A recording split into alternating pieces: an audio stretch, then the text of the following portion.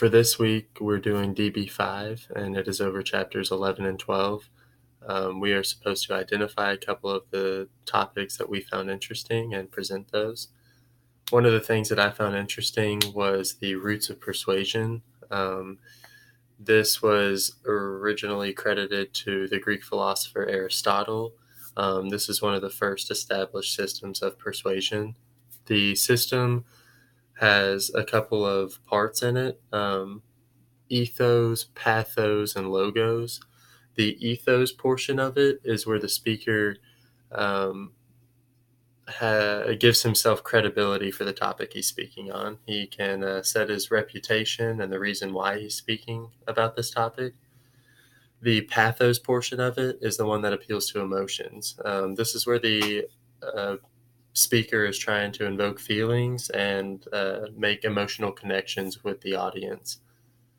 And lastly is the logos, which is the appeal to the logic of what he's speaking about. This is where he gives reasoning and evidence to support the topics that he's talking about.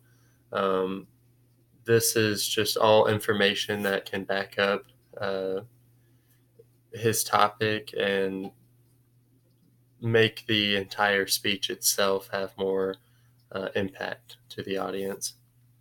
The next thing is Monroe's motivated sequence pattern. This is a list of things that companies will use for advertisements or political campaigns, and this is just a simple structure of how a persuasive speech or persuasive pattern would be when you're getting presented to. First is the attention, and this is to get the audience's focus on what you're talking about.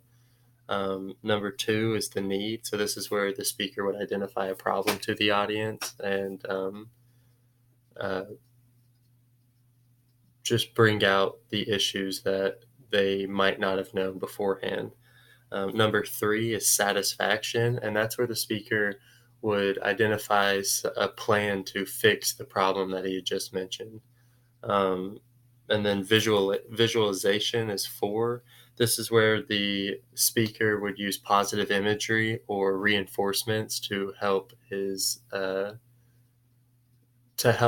his cause or what he's pushing for the audience to do, what he's trying to persuade the audience to do. And then five is action, and this is where the speaker motivates the audience to do something or tells them the actions that they could take to help fix that problem. These are just a few of the things that I learned in chapter 11 and 12. Thank you.